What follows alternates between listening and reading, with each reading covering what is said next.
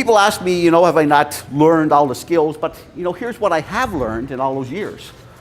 People ask me why I stay around. Well, there's 3 reasons I stay around. One is, well, perhaps more than that. One is the people, but I've learned, look, if you want to be strong as a communicator or leader, there's 3 things you need.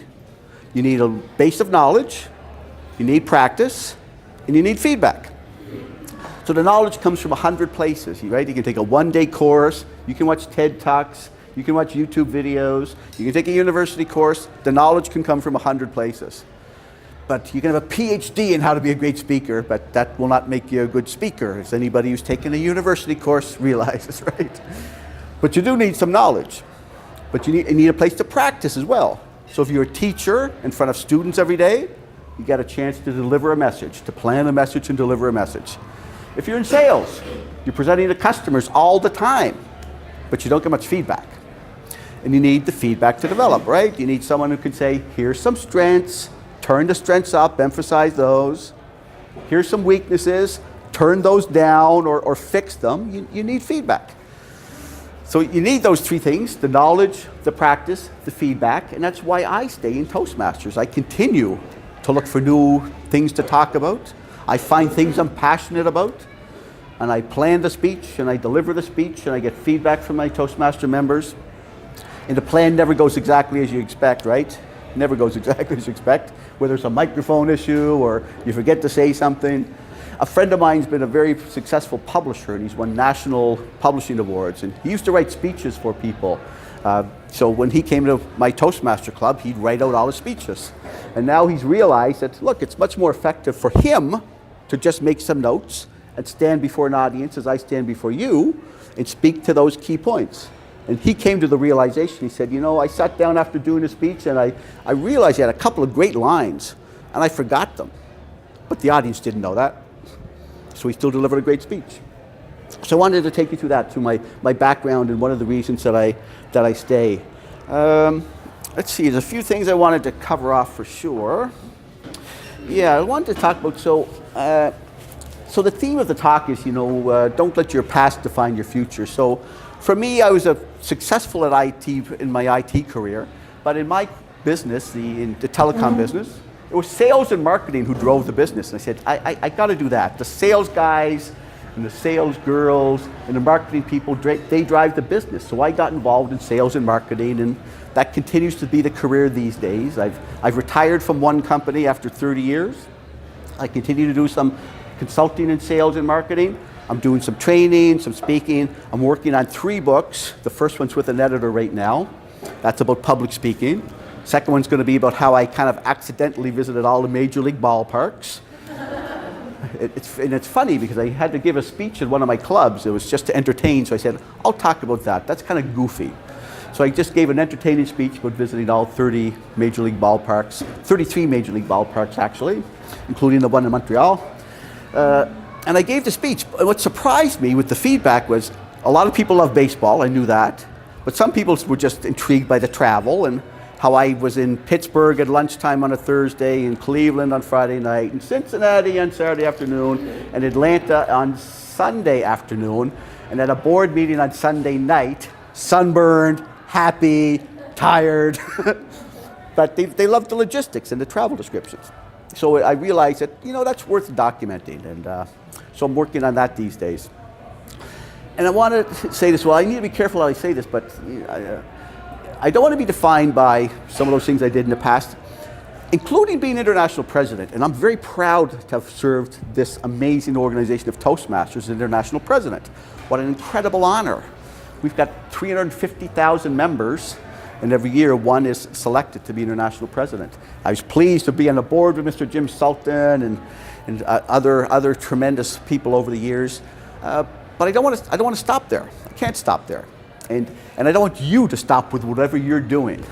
You know, the skills that you practice on a regular basis in your Toastmaster meeting, doing things like planning this meeting, adapting when the microphone doesn't work, the skills that you practice here on a regular basis are in dire need outside of Toastmasters. So I've worked for my board of trade on a volunteer basis. I currently serve as the board president for a group called L'Arche in St. John. L'Arche is L'Arche, HE, it's a French word for ARC. It's another international organization that's in about 40 countries that does work with people with intellectual disabilities. So my little L'Arche group, it's like 1/100th the size of Toastmasters in revenue and 100 times the stress of Toastmasters. Seriously, because we have to do a lot of fundraising. But we have a home for 5 people with intellectual disabilities. We've got an art program that we run for people with intellectual disabilities, whether our residents or other people in the community, and for people who don't have intellectual disabilities. And that's important because it's about community and inclusion and our interest area, folks with intellectual disabilities. They're often excluded, right? People don't know how to react to them. They're different. And they're not. They're people. And they do have a disability, but that should not be limiting to what's possible. So I mentioned that I serve as board chair, and I got involved in that because a Toastmaster friend was board chair, and he said, I'd like you on board to help with marketing.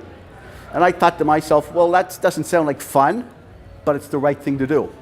And I got to say, it's a lot of fun. It's a lot of stress, but it's a lot of fun. And working with the folks who've got some differences than you and I, it's exceptionally rewarding. And I mention that to you because the skills that I practice at my Toastmaster meetings, St. John Toastmasters, Rising Tide Toastmasters, the things I do week after week after week, help me in those board meetings. So you've got those skills. Organizations beyond Toastmasters need the skills that you're practicing. And you are the best marketing we've got for Toastmasters. Like when you're out in the community and you're showing how you can run a meeting, how you can answer a question you were unprepared to answer, how you can deliver a credible speech on short notice, how you can give somebody performance feedback. That's exceptionally valuable.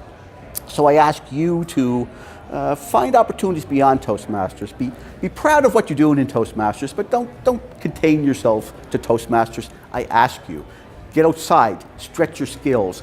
That's when you will really understand the benefit of what you're doing on a regular basis in your Toastmaster meeting. Okay? Deal? Deal. Okay. Related to that, just to talk a little bit about leadership, I got some good feedback way back when I was district governor, and one of the members said, you know, Jim, with you, we always just understood where we were at and what we had to do next. And I guess that's kind of ingrained in me now. So I want to take you through what I think is the basic leadership speech. No matter what the organization is, no matter if you're starting the year, ending the year, there's 4 components. Here's our goal, and here's our goals and why. Here's our progress. Here's the behaviors that'll make us successful. And here's what we need to do next. So I'll take you through that again and give you an example. Here's our goals and why it's important.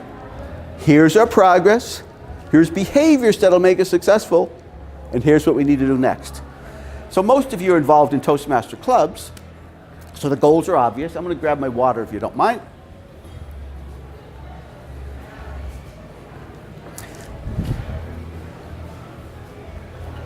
Yeah, I hope every club is focused on being distinguished. The Toastmaster says, look, for the most successful clubs in the world, there's 10 goals we've got, and if you hit 5 of them and you have 20 members, we'll call you a success. Imagine that, hit half your goals and you're a success. So I hope every club in the world in the future becomes distinguished at a minimum. And that's a club goal, right? We want to be distinguished or select or presidents or Smedley distinguished. We want to be a distinguished club. And the reason why is that that's what successful clubs do for the long term. If you're distinguished every year, your club's going to soar for years and years and years. That's our goal and why it's important. Then you talk about your progress.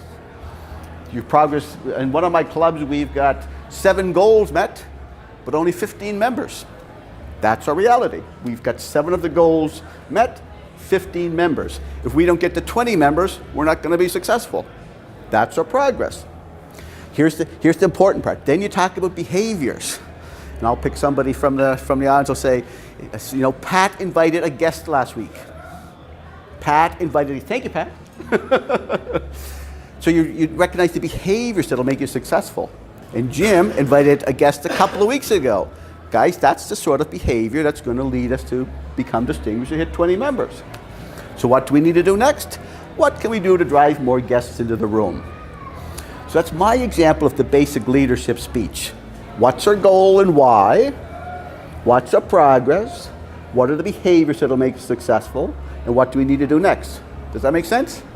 Yeah. And I'll mention as well that it's important to have that discussion about what are the goals and why, I suppose in Toastmasters, but more importantly in external organizations, because often there's a bunch of choices involved, right? We decided strategically we're doing this, we can't afford to do that. Or we need to accomplish this before that. People need to hear that and understand that and have some input. So you've got to have those conversations with the people. You know, here's the choices we made. Let them have their say. They may disagree, but most people are reasonable, and if they understand those choices and the deliberations, they'll get on board. So I wanted to take you through that basic leadership speech. Let's see, what else? Let's talk about failing as a leader. So, I was talking with some groups recently and I said, well, look, if you want to fail as a leader, here's a couple of approaches. Nobody wants to fail, right? But here are a couple of approaches. One is to say, walk in and say, okay, guys, here's the plan.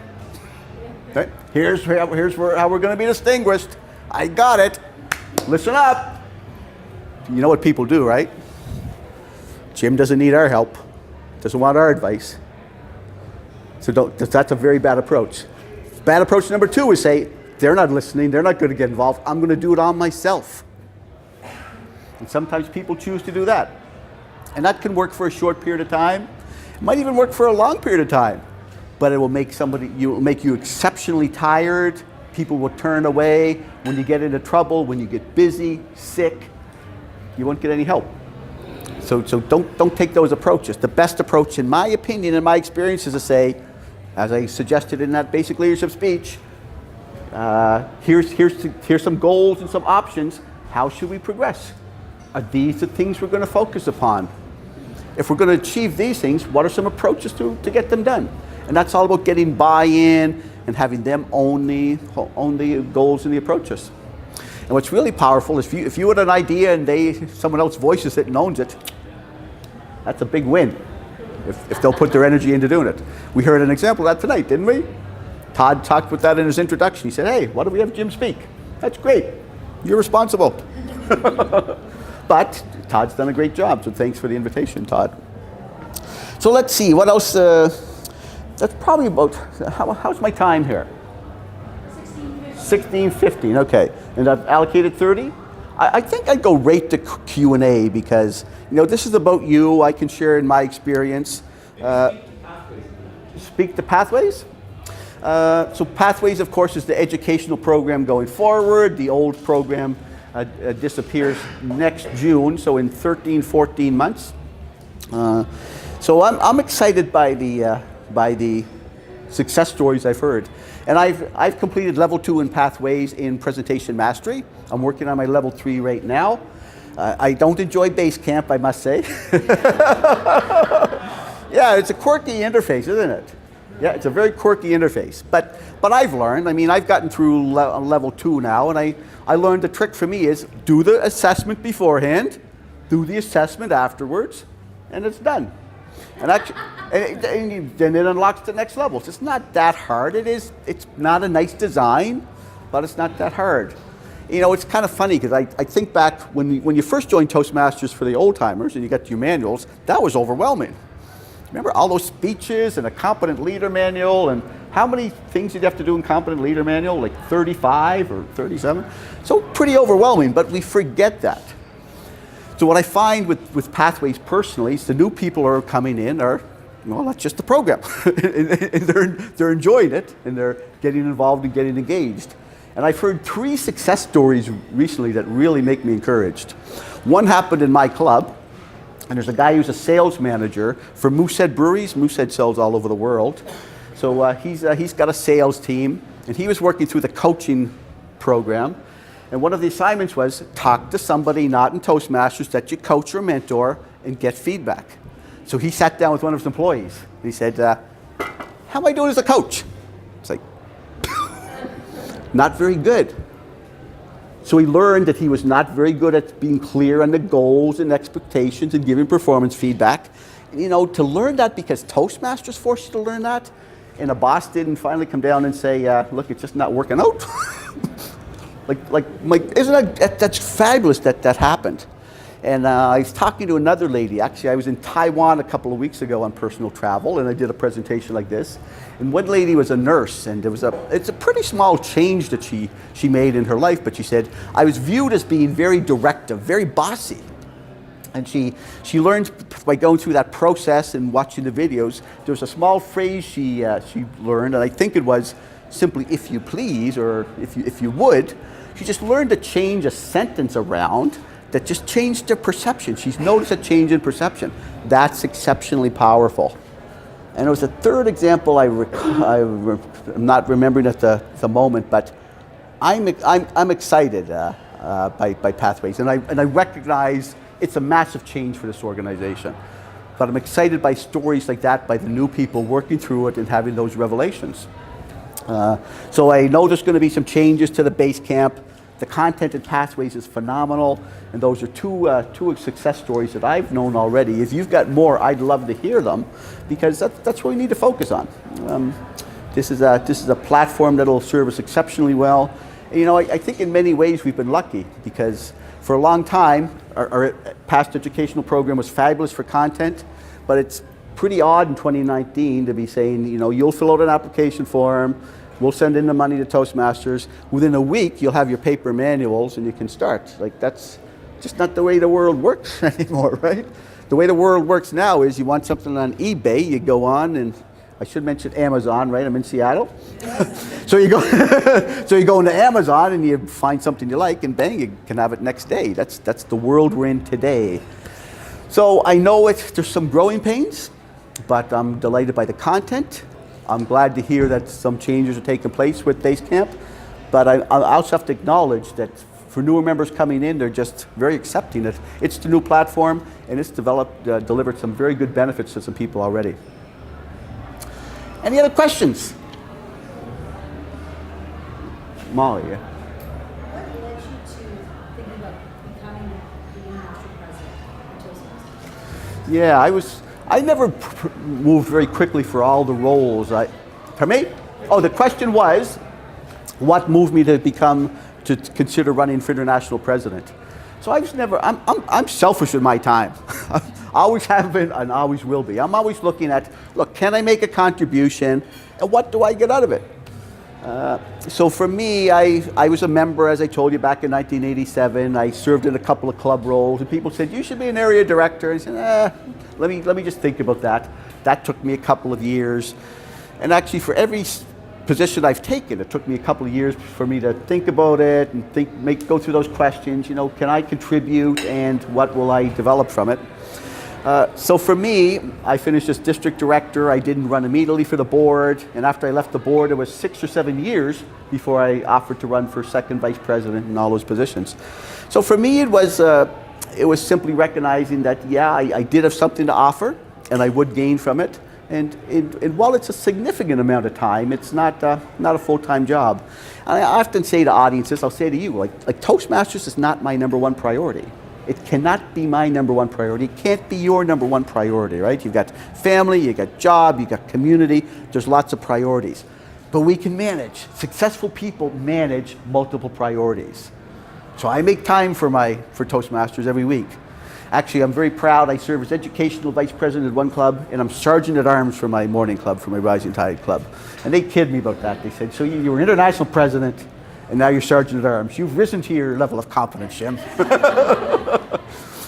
But I love that role, because it's a job, and it's a job that needs to be done. People will say it's not terribly demanding, but it's work that needs to be done. So this club meets at 7:15 in the morning on Tuesdays. I wake early anyway, so I get to the venue at 6:30. I put on 2 cups of coffee, two jugs of coffee. I set up the room, and then I wait for people to come, and I just love doing that. So I say that because international president is demanding at time, but most of the roles are spurty. They've got short-term demands that we're able to set up and manage. And for my educational VP job, this is what I do, and I recommend to other people. If you're a club leader, devote 15 minutes a week to your task. So every Sunday night, I spend 15 minutes as educational vice president of St. John Toastmasters.